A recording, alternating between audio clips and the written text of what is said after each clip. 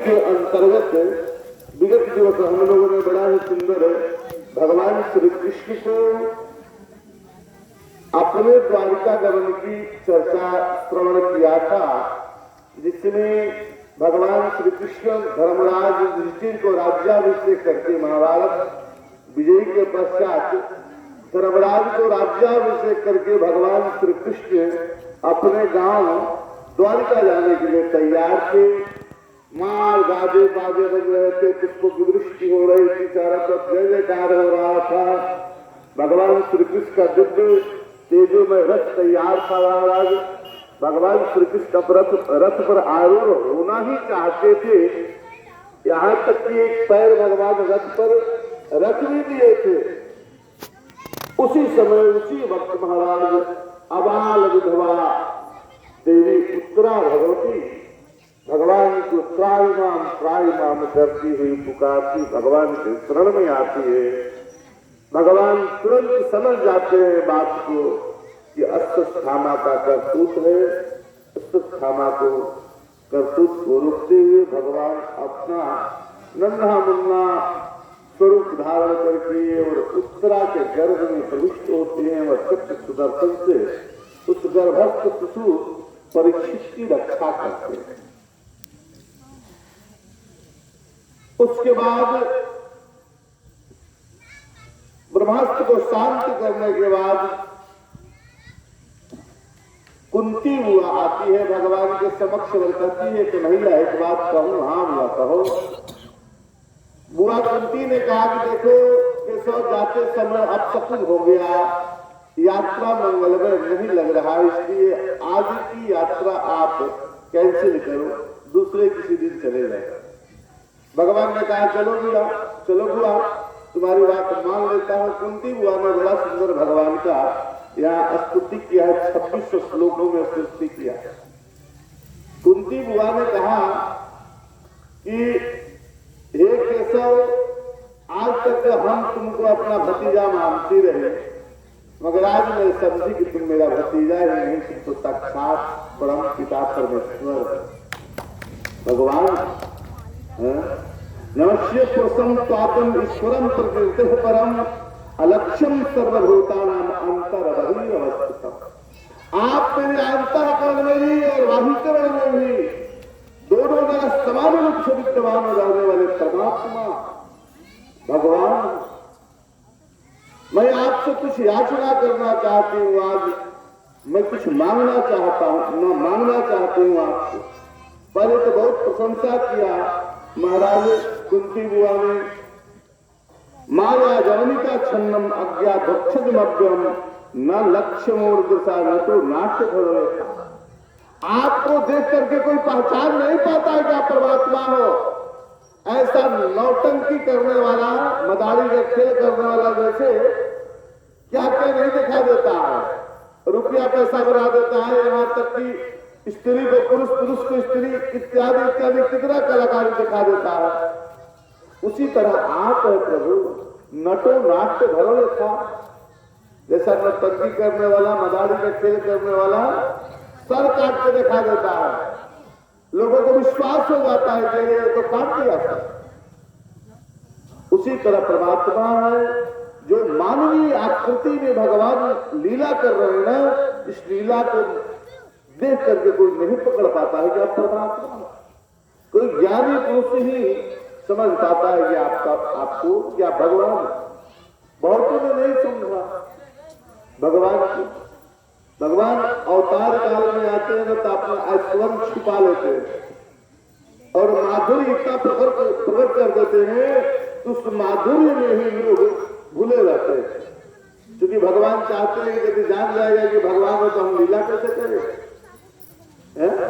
भगवान अपने ऐश्वर्य पक्ष को छुपा रखते हैं और माधुर्य पक्ष को प्रकट कर देते हैं। महाराज कृष्णाय वासुदेवाय देवकी नंदनाय च नंद गोप कुमाराय गोविंदाय नमो नमः। कुंती बुआ ने बड़ा सुंदर 26 श्लोकों में भगवान की स्तुति किया। उसके बाद कहे कि केशव, माधव, हम आपसे एक वरदान मांगना चाहते हैं। भगवान ने कहा कि बुआ इसके लिए इतना लंबी चौड़ी स्तुति करने की क्या जरूरत है? तुम तो ऐसे भी वरदान मांग सकती हो। मांगो, क्या चाहिए? दोगे न केशव, दोगे न केशव। आज बुआ भतीजा का रिश्ता नहीं है, भक्त भगवान का रिश्ता हो गया है। आज कुंती बुआ ने कहा कि केशव आज बुआ भतीजा का मत समझ लेना, वो रिश्ता नहीं। आज मैं तुम्हारे स्वर्ग को समझ गई। भगवान ने कहा कि नहीं भैया, नहीं बुआ, मेरा स्वर्ग क्या समझी हो तुमको? कुंती बुआ ने बड़ा सुंदर वरदान मांगा जो आज तक दुनिया में किसी ने नहीं मांगा। कुंती बुआ ने ऐसा वरदान मांगा कि आज तक संसार में वह वरदान दूसरा किसी ने नहीं मांगा। कुंती बुआ ने मांगा, विपद हसन्तु न शश्वत् तत्र तत्र जगद्गुरो भवतु दर्शनम यत् पुनर्भव दर्शनम। कुंती बुआ ने कहा कि केशव, प्रभु आप हमें विपत्ति का पहाड़ हम पे डाल दो, दुख ही दुख दो। हम लोग आपकी पूजा करते तो सुख संपत्ति घरे आओ, कष्ट मिटे तन का, दिन रात हम लोग यही करते हैं, सुख संपत्ति घरे आओ।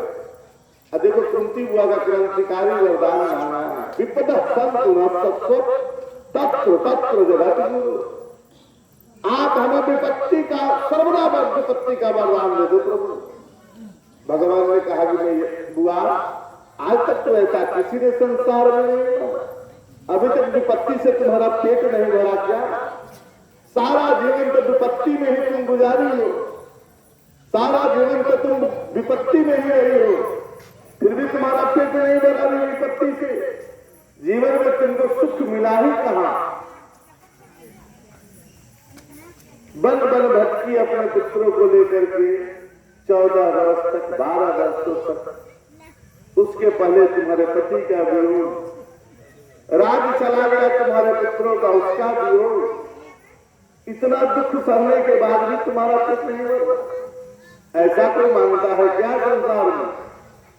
संसार वाले तो सब कहते सुख संपत्ति घरे आवे, कष्ट मिटे तन का, और तुम विपत्ति का वरदान मांगती हो, ऐसा क्यों?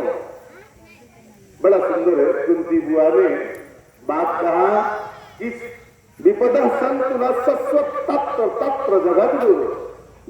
जब जब मुझ पर विपत्ति पड़ी है, कुंती बुआ ने कहा कि केशव, जब जब मुझ पर विपत्ति पड़ी हो तब तक तुम मेरे सामने रहे, और तब तक मैं तुमको स्मरण किया, याद किया। और जहां संपत्ति सुख इत्यादि पुत्र पौत्र समन्वित हुआ कि तुरंत पहले भगवान को ही बुलाते हैं। इसलिए कहा गया कि दुख में सुमिरन सब करे, सुख में करे नको। जो सुख में सुमिरन करे तो दुख काहे को हो? ध्यान देना, कष्ट में भगवान ज्यादा आ जाते हैं। कष्ट में जब हमको कष्ट पड़ता है ना, तो स्वाभाविक है कि परमात्मा का स्मरण अपने आप होने लगता है। काहे हम जानते हैं कि बिना भगवान का हमारा दुख दूर कोई नहीं कर सकता। वही कुंती बुआ आज वरदान मांग रही है, ये प्रभु हमें शाश्वत दुख ही दो, हमेशा। क्योंकि जब जब मैं दुखी होंगी तब तक मैं आपको स्मरण करूंगी और आप मेरे सामने रहोगे।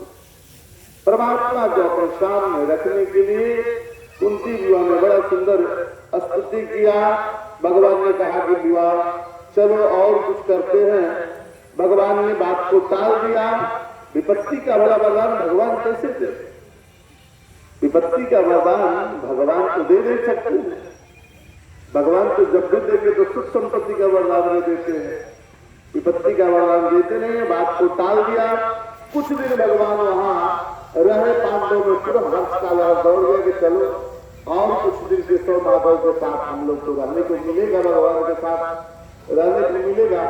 एक दिन की बात है, पितामह भीष्म सरसैया पर पड़े हुए थे और इधर युधिष्ठिर धर्मराज राजा तो बन गए लेकिन सुखाते रहते थे, बड़े दुखी रहते थे।